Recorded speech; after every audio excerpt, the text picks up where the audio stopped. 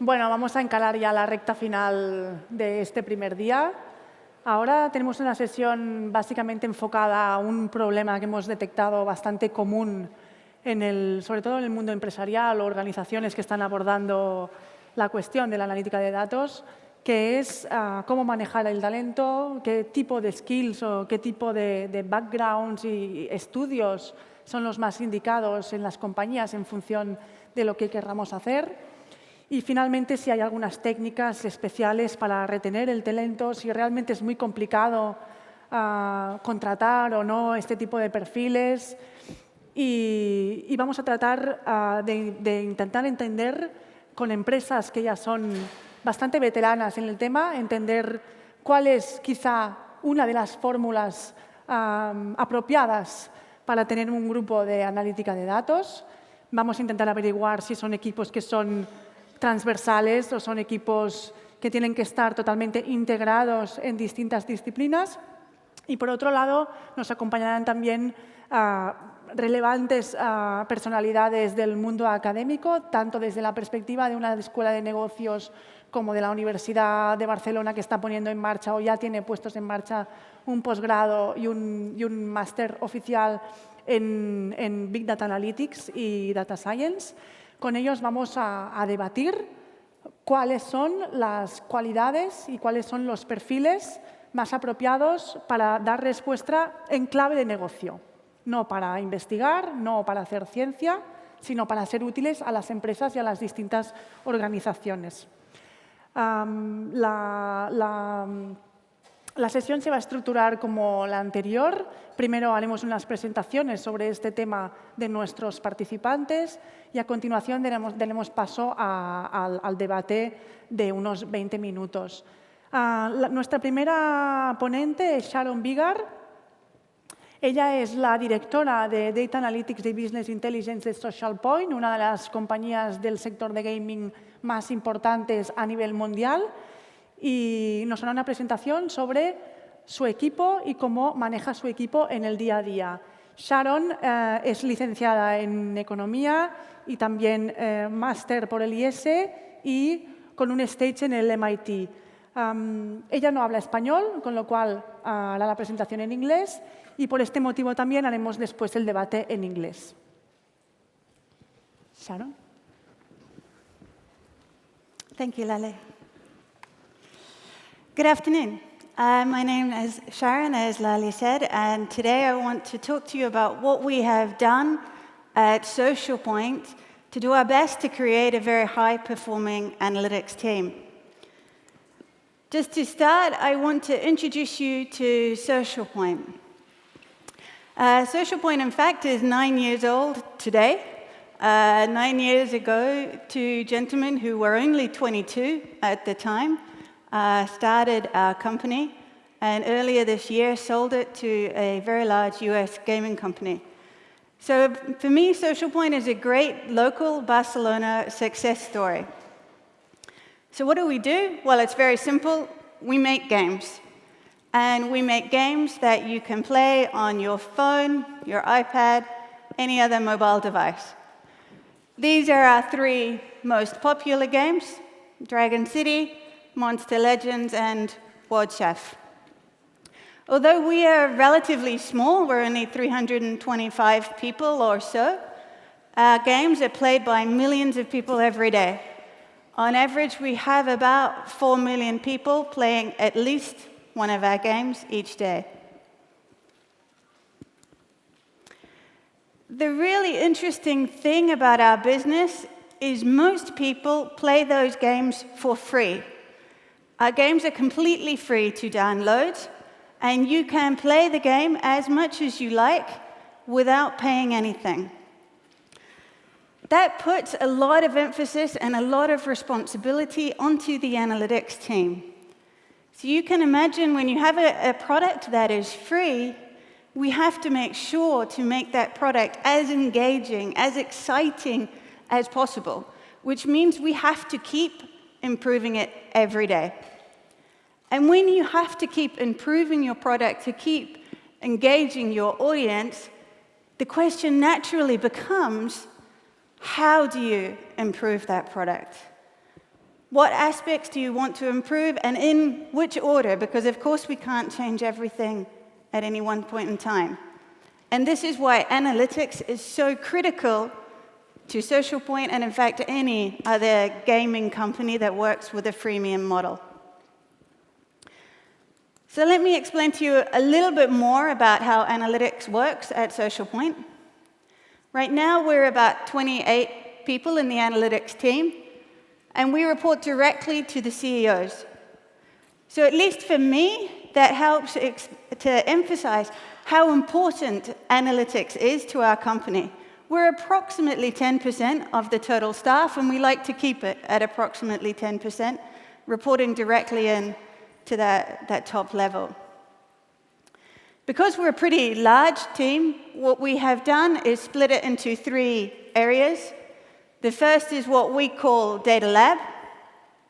That team is primarily data engineers, and their goal is to collect, store, and present highly accurate and actionable information.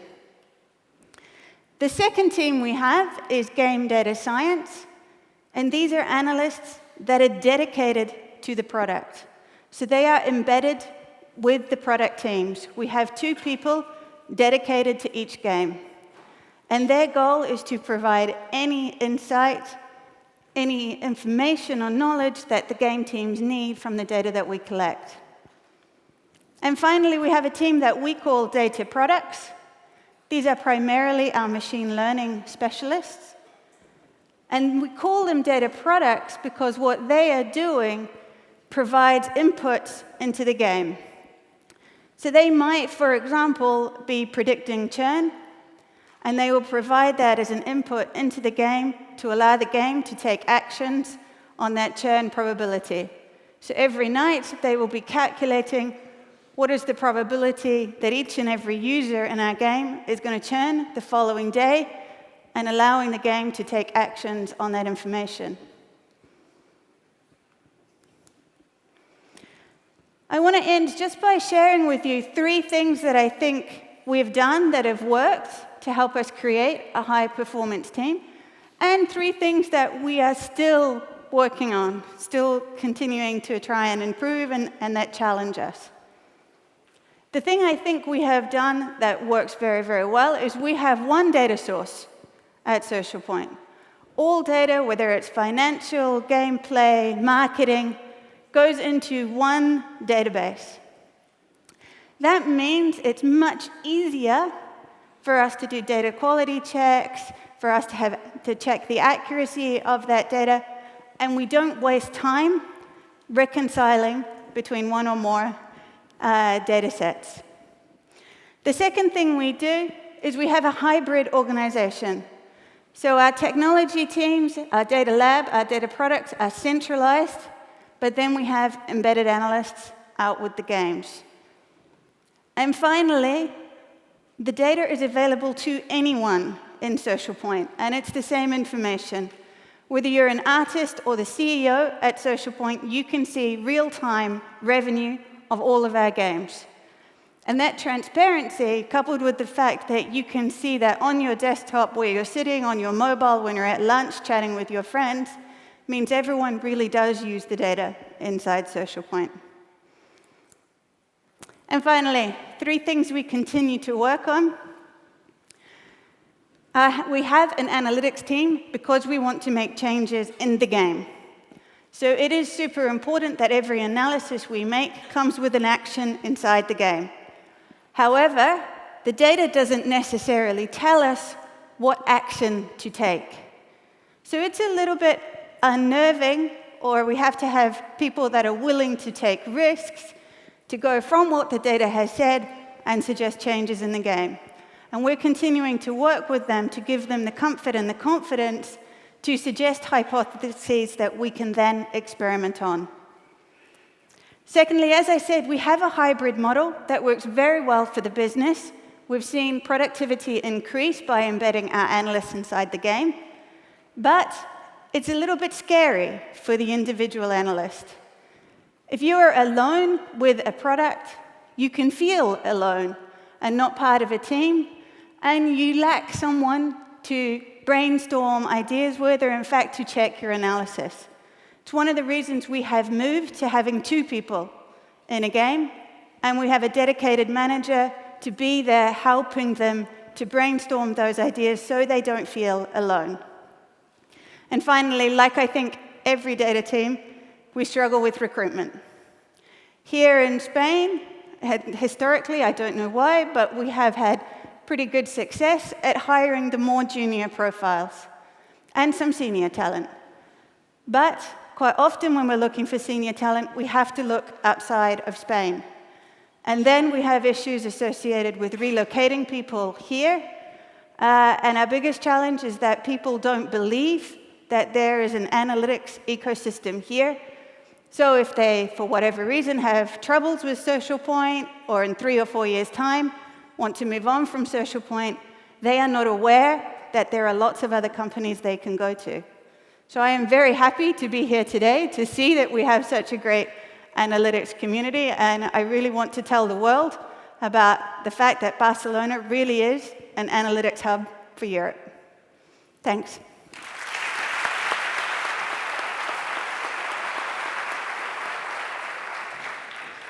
Antes de continuar con nuestra siguiente presentación, quería remarcaros que estamos durante todo el Congreso haciendo una dinámica de preguntas de las cuales pues, quiero animaros a participar porque es un congreso de datos y es importante que generemos datos. Estos datos van a servir para que en un futuro podamos mejorar las ediciones y para captar cuáles son los intereses o también los puntos débiles de la asistencia como comunidad. Así que, por favor, si podéis participar, lo agradeceremos mucho también en base a poder después discutir en el debate cuál es la situación actual, por lo menos de la muestra representativa que tenemos de la sociedad a través de vuestra participación. Ahora tendríamos que tener aquí en persona una ponente de MediaMarkt, por causas ajenas a su persona. No ha podido estar, pero vamos a ver su presentación igualmente en vídeo sobre la temática y sobre cómo MediaMarkt afronta la gestión del talento y la gestión de equipos de analítica de datos. Hello guys, good morning. I do apologize for not being with you today. Due to late changes in my agenda don't allow me to be there. Anyway, I'm making this short video just to share with you a little bit of my experience with data people in our organizations. So, first of all, as online professionals, IT professionals, technical professionals, data people, they've been very close to us in our teams from the very beginning. But nowadays, it's not longer like that. We are now in a data era. We are now in a client-centric focus area. The client, they expect to have a seamless experience across the channels, and that's why we need the data to be not only in our organization, but of the rest of the organization. For example, if you have a look to Spotify or Zalando organization, they've been changing the way they organize. If we change the way that we make business and our strategy, we need to change as well the way that we are organized. And for example, I'm going to share with you a best case of Zalando, which is a very successful organization. And if you see, I'm going to turn the camera a little bit just for you to share with you my slide. So if you share here, if you see here, they are organized in a waterfall organization. But now, they are organized like that, cross-functionality organization. Instead of being in a waterfall, you know, IT, data people, UX people, designer people, they are organized by projects. And in each project or product team, they've got people from different areas. So, in the end, of course, data people is becoming more and more relevant in our organizations, but they need to have not only data, but everyone. We all need to have social skills, because in the end, they need to talk with people from many areas, and this is very, very important. The communication needs to be fluent. So that's all. I hope that you can share with my colleagues this video, and a huge kiss, and see you very soon. Bye. Nuestro siguiente presentador es Manu Carricano. Él trabaja en ESADE, está al frente de varias iniciativas a nivel de Executive Education en la Escuela de Negocios y ha sido recientemente nombrado director del Instituto de Datos de ESADE y va a contarnos un poco la iniciativa y las acciones que está abordando ESADE en torno a esta temática. Gracias, Lali. Antes de empezar, os tengo que decir que no soy yo, soy mi avatar en 3D, ¿vale? Bueno, una conferencia muy interesante. Hemos visto muchos casos de éxito de arquitectura de Big Data, la migración del legacy system hacia arquitecturas más ágiles, más escalables. I'm going to do it in English, sorry. We see also great examples of data science success stories. Also examples about how to nurture and accelerate the growth of data science teams, okay? But when it comes to maturity levels of companies, and we're interested, of course, in companies at ESADE, the reality is far away from these capabilities. So that's true that in these conferences, we see a lot of winning and successful data cases. At the end, these cases create an expectation which is far from the capabilities or the day-to-day problem that companies have. If you think about one space where this lack of maturity is a reality, it's the boardroom. Okay? The boardroom is the kind of cathedral where the magic happens. Very skilled people making decisions, they close the door, and there is a kind of mystic around it. We don't know really what they do, but they come up with fantastic decisions. Okay?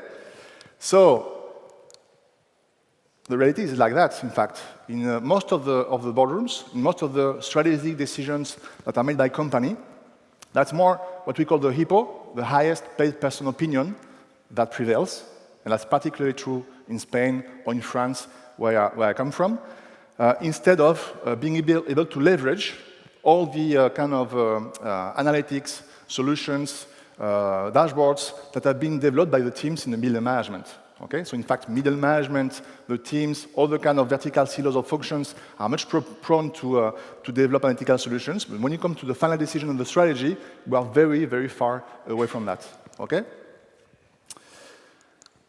So in fact, you need to let data drive your strategic decision making. Okay? And that means, in fact, give the capacity to the company to solve complex problems in real time. When you think about algorithms, about data, and we saw how to integrate internal data with external data, social, local, and so on, it gives the ability for companies to be very quick in terms of time to market. Okay? So what the board is trying to implement is a strategic vision. And this strategic vision has changed with time. Since some years ago, it was mainly internal. We invested in ERP, okay? So we invested mainly in transactional data. And little by little, this vision has evolved till today. In the agenda of the top management of the companies, we are going for a more context-based, let's say, implementation of the strategic vision. What does it mean? Context-based means, first of all, real-time. Real-time is on the agenda of all the C-level in the companies. It means also granular, having the capacity to go down to the detail and base all the analytics as a bottom-up approach, from the bottom, from the detail, to the aggregate level. And it's local. And we get a very interesting example of how GIS data, for instance, local data, social network data, puts, in fact, decisions into context. Okay? The other component which is very important is that, in fact, data science, or better said, data capabilities, moving to data lake, having this kind of building blocks of analytics and architecture, allows to accelerate the transformation. Okay? From a predictive level, from a descriptive level, we can show and do some queries on what has happened in the past, to a predictive level and to a prescriptive level. And this prescriptive level is optimization and automation of workflow. Okay? So the capacity of board management or C-level executive to push this vision and to accelerate towards optimization and automation is key and is central in the way to lead this transformation. Very quickly, okay, one example, best practices. Okay, P&G has developed since some years now, some 3 years, based on a huge effort of digitization, something they call the business fair. And the business fair is a data-driven, or let's say a data-supported boardroom with big screens, customized dashboards, real-time information, very customized. And what is interesting is that in this boardroom, in this kind of technological boardroom, what they did, in fact, they focused and concentrated on the must-have data and KPIs first. And then they migrated, they extended the work and the intensity of the work towards more context, more external information, and so on and so forth. P&G, they are working with retailers. They lack this kind of last-mile information. So at the beginning, they didn't have all the information, but they started to shake a little bit the boat and accelerate on this transformation. Okay? 200 terabytes of data, you can see 15 offices worldwide, with customized dashboards. What is interesting is that it's not only the dashboard in the boardroom that works at P&G. They also have 40,000 employees on board with cockpits that are related to the boardroom. Okay? Okay, very quick. Another very interesting example for me, we talk about in data sense a lot about Amazon everywhere, but what MEDIAMARKT has been doing in the past years is very interesting. And the way they can get close to the real and small business problem is very interesting. So through their data cafe in the HQ, in their spin-off of analytics called OneMart Labs, basically they are able to solve in real time small business problems. I have a problem in terms of promotional campaign. I have to decide or optimize my routes of delivery, and so on and so forth. Big problem at the strategic level that can be cut into smaller problems to decide on the spot.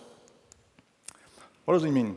It means that if we think about these accelerations or this transformation, we have to think in terms of several acceleration paths, okay?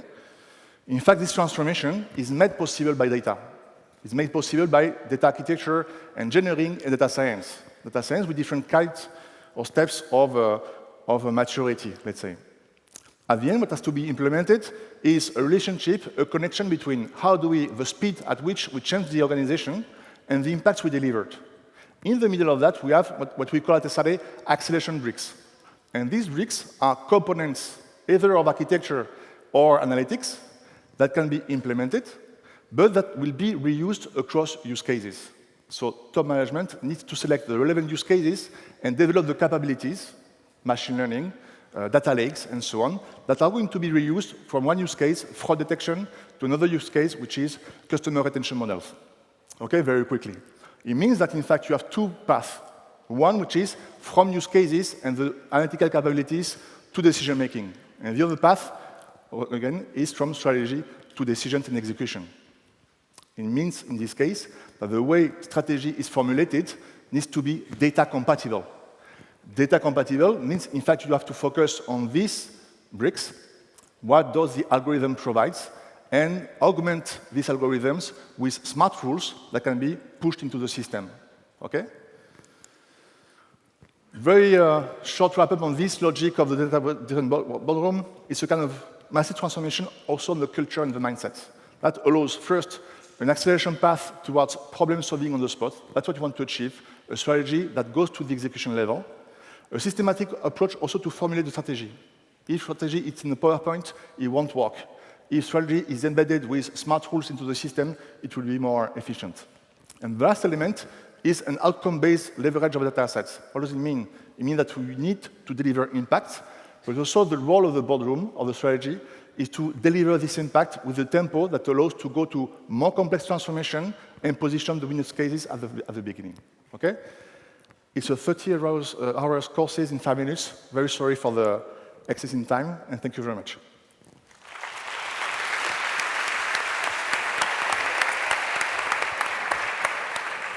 Nuestro último participante es Jordi Vitrià. Él es profesor de la Universidad de Barcelona y máximo responsable del Departamento de Analítica de Datos de la misma universidad.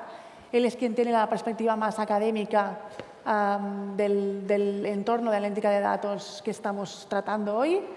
Y vamos a escuchar desde las iniciativas que también están poniendo en marcha de másters y posgrados a nivel universitario cómo ven que la gestión del talento se puede hacer de manera más efectiva. Muy bien, gracias. Pues vamos a hablar desde el punto de vista de la universidad, por supuesto, sobre este problema. Podríamos escoger muchos temas para hablar de talento y empresa y tal, y he escogido la predicción que tanto ha salido en los medios, en los reports, etcétera, de que hacen falta más data scientists. De hecho, hemos empezado el congreso con una transparencia muy grande de Mark, donde decía 700.000. Y esos números hasta cierto punto pueden dar miedo, ¿no? Estamos ante una catástrofe, no vamos a ser capaces de... Bueno, vamos a intentar discutir un poco esto y si realmente es un problema, vamos a intentar discutir algunas posibles soluciones. ¿Con qué tipo de problemas nos estamos enfrentando? Yo diría que este es un recurso típico en las presentaciones de PowerPoint. Es un problema muy grande, con muchas facetas, y lo podríamos comparar con la parábola de los ciegos y el elefante, ¿no? Hay mucha gente jugando alrededor de este problema y cada uno tiene su punto de vista. Estará la universidad, el gobierno, los profesionales, no tenemos que olvidar los profesionales como profesionales, los media, los consultores, las empresas, etc. Cada uno tiene una parte de razón, evidentemente, pero esa parte de razón depende mucho de en qué posición y con qué intereses se está aproximando al problema.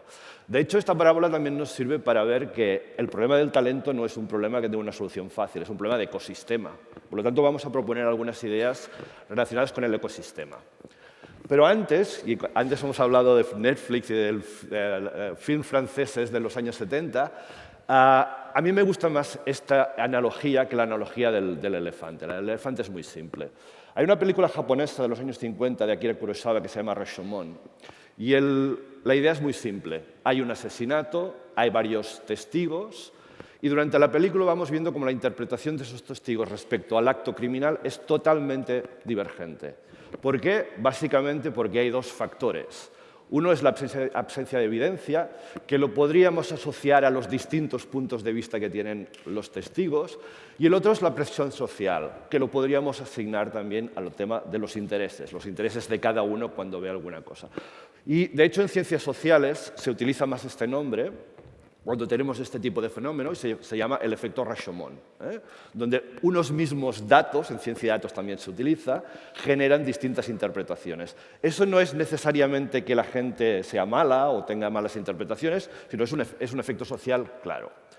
¿Desde qué punto de vista os lo explico yo? Evidentemente, desde el punto de vista de la universidad. Nosotros formamos gente en este punto de intersección entre construir modelos y hacer data hacking.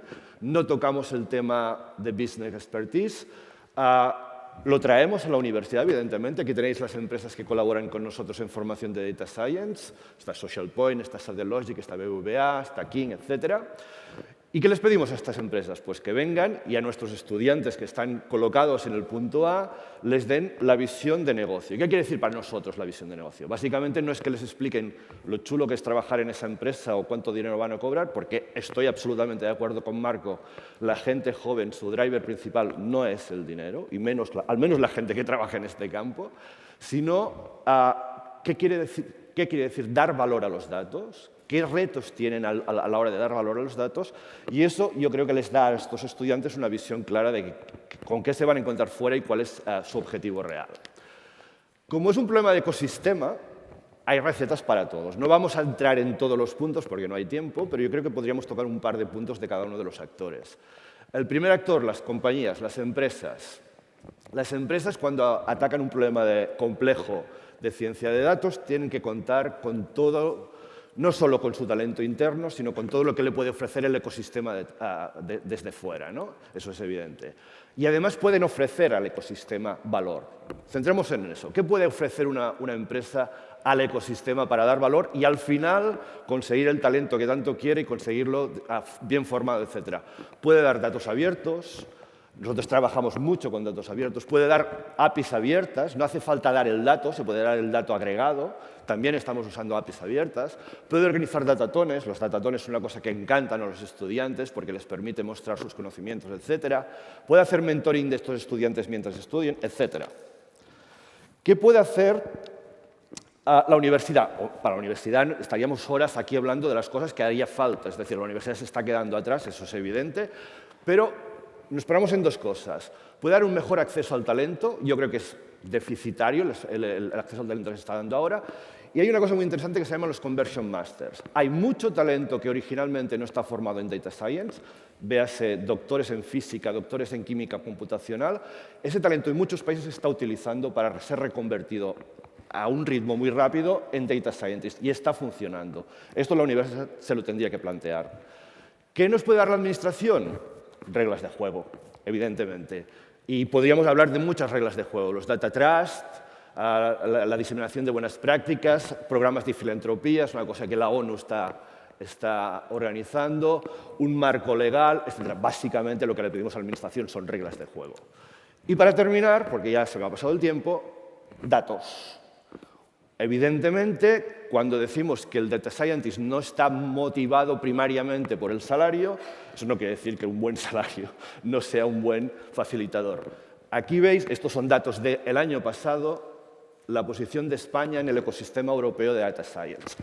Es evidente que tenemos un problema, es decir, si es verdad que faltan Data Scientists, si es verdad que es tan complicado, si son unicornios, si son personas tan especiales, eso no se corresponde con los salarios medios que se están pagando en España en estos momentos. Por lo tanto, yo creo, bueno, como mensaje final, yo creo que tenemos trabajo todos, universidades, empresas, pero es un problema de ecosistema y si no nos lo planteamos como ecosistema es complicado solucionar ese problema. Muchas gracias.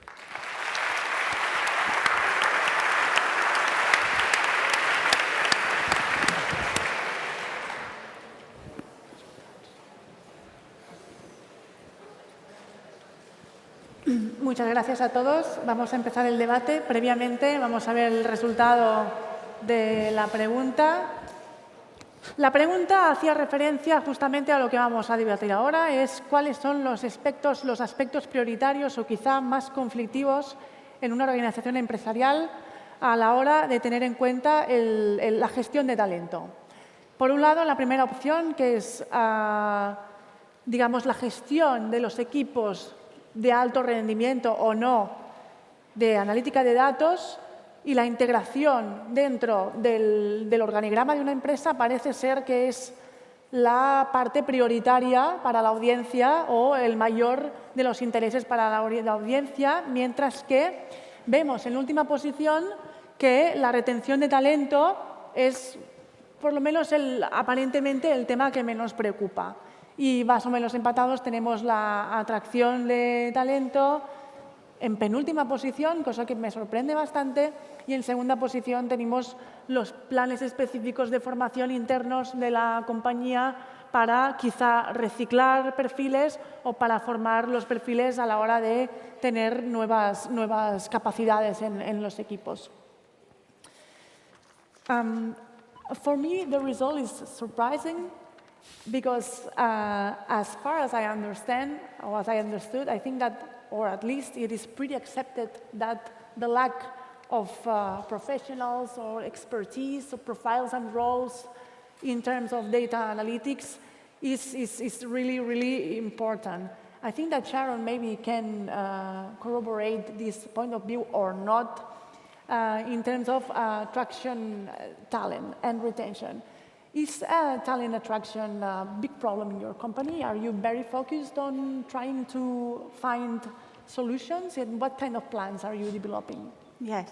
For us, number 3 is the most important. Maybe the result is partly because number 1 and number 4 are very correlated.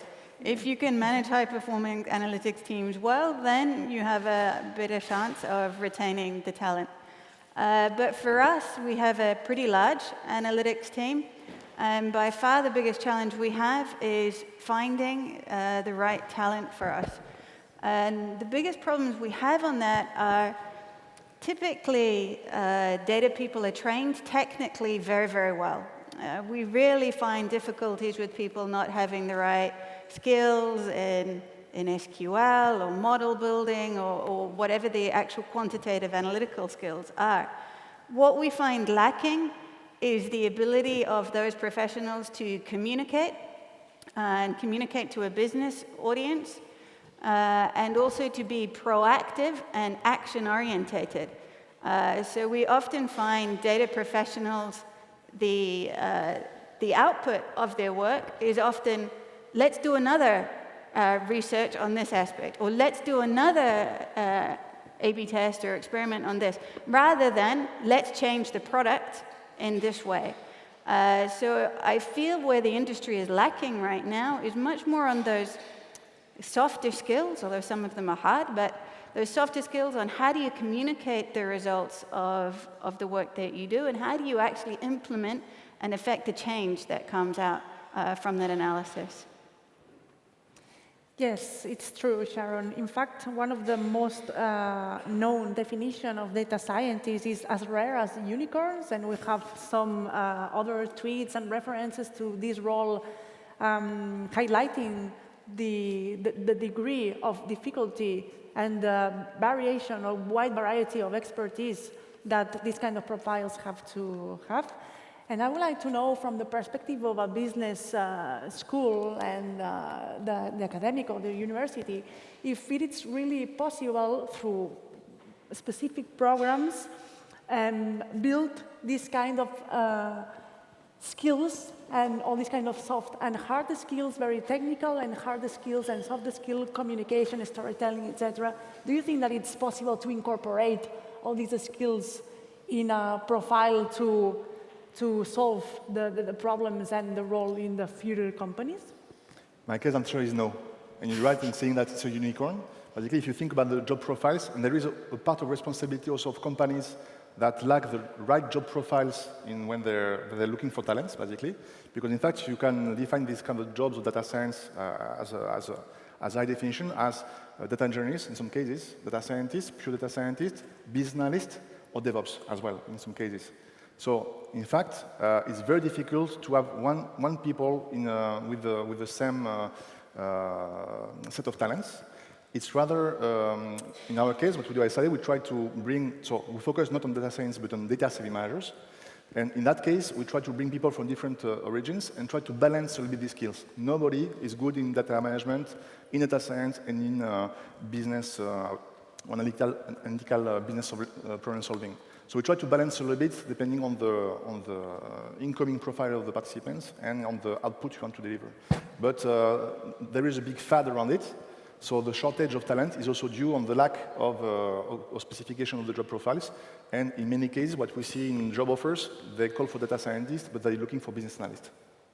Right. Do you think that, would you like to add something, Jordi?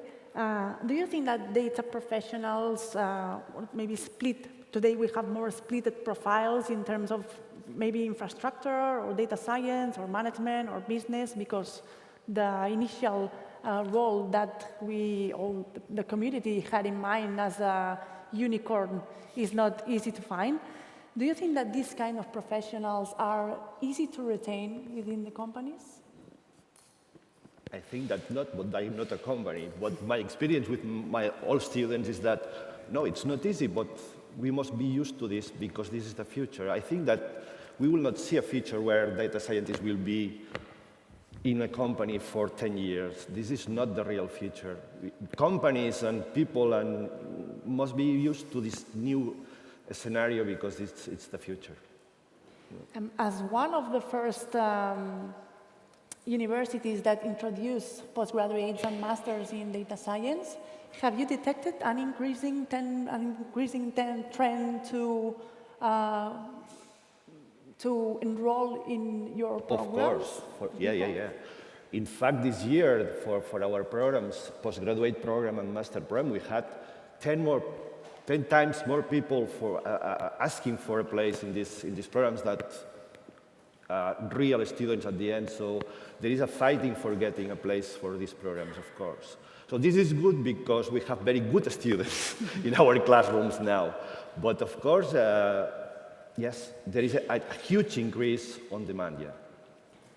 And taking into account that we don't have a specific university degree in terms of being or becoming data scientists, what backgrounds do you think that are the most suitable? I personally, against data science bachelors, for example.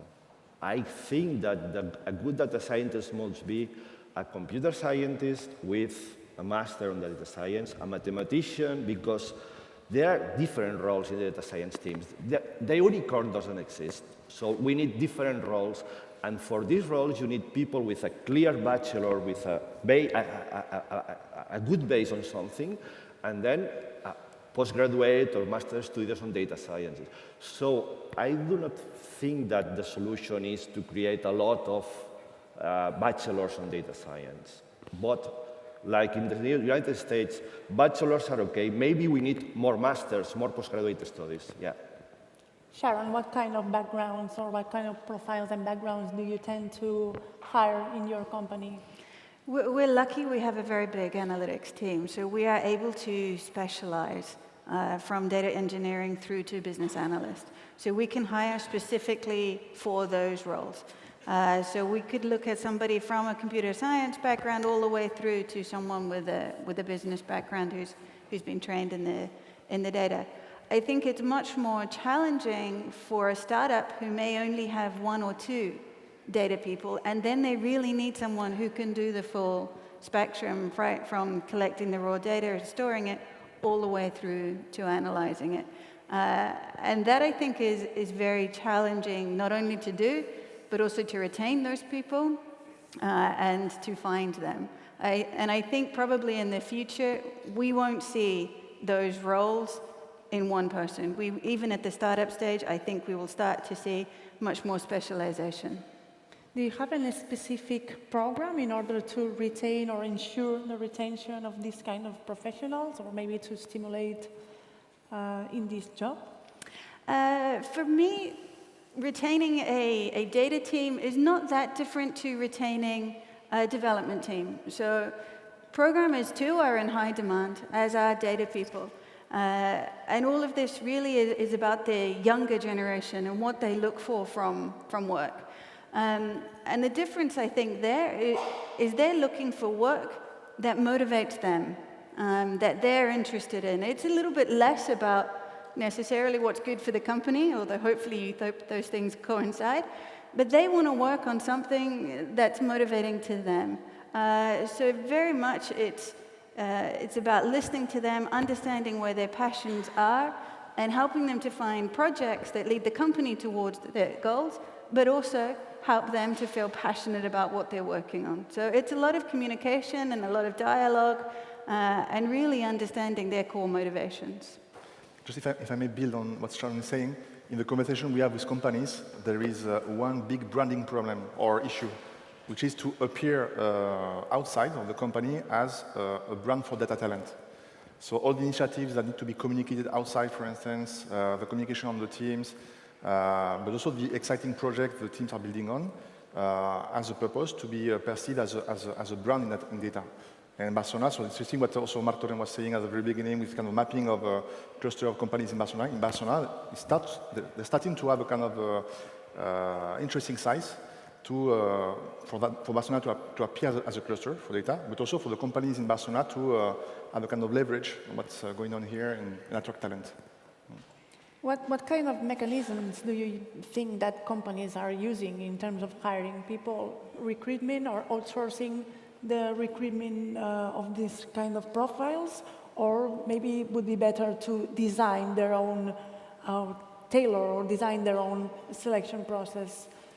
At least in our industry, we find it's a lot of the companies doing their own search for the talent. So not necessarily using outside consultants. So a lot of networking, a lot of getting to know who's available, who's in the industry, and what they're interested in. We've also used data hackathons as a way to let people know about Social Point, let them have the chance to play with our data. So we have run 2 of those now in conjunction with BC Analytics, where we have people come into the office, they've got 24 hours to build a model on our data, and it's competitive. And we found that's worked very, very well because it gives them a chance to see us, to see the data, to see the types of questions that we are dealing with on a day-to-day basis. At the same time, we're available to answer questions and get to know them at a personal level. Do you think that, for example, platforms as Kaggle would be a good picture or a good tool in order to hire people, or the rankings in Kaggle, the ranking in the competitions would be a good tool in order to hire or detect at least the best talent in the world? For us, when we run our data hackathons, we have two prizes. One is for pure accuracy, and another is for the communication of the result. I think the ones in Kaggle where you're looking only at accuracy gets you to know who's technically very good. But it doesn't help you to understand who has those softer skills and can really deliver the impact to the business. So I think both are very important. Okay, and just to finish, we have heard a lot, very often, recently, the appearance of a new role which is called the Chief Data Officer or the Chief Digital Officer. It depends on the company. Do you think that it's really, really relevant in terms of strategy to be, if the company really wants to be or to become a data-driven company, it is really essential to have this kind of role in the top management to address and to design the strategies and the policies of data within the company? I might be biased in answering that question, given that's my title. I don't think it's essential to have that if the CEO has that. So I think someone at that top table must be driving the data and the strategies around that. It depends on the size of the organization. If it's a startup, then just the CEO is okay. If it's the size of our company, then you need somebody else because the CEO has lots of other things to work on. I think as long as that culture is there and being driven, maybe you don't need it. But for sure, it certainly helps to have someone just focused on how do we store the data, how do we action the data, are we getting the best value out of the data team that we have. The question of between digital and data, Chief Digital Officer and CDO, I'm fighting always to differentiate the two because there tend to be kind of a measure of the two names. It's totally different. The question of having a CDO is totally clear. It's obvious. If you want to push and to accelerate the initiative, you need to have one. Then the question is where does the CDO fit in the organization? So usually we tend to say that it's below the CEO because it's here. But at the end, if you're below the CEO, you're a little bit far at the same level than the Chief Information Officer, for instance. There can be also frictions here. Or if you're at this level, you're also far from the business units. So also you could have a kind of global CDO reporting to the number one, basically, but also some more local or business unit-oriented CDOs in the functions. Because at the end, you have to be an enabler of this change of culture. So an hybrid organization is better. Yeah. Pues nos ha acabado la sesión de hoy. Acabaremos con algunas preguntas. Si alguien tiene alguna pregunta para nuestros participantes.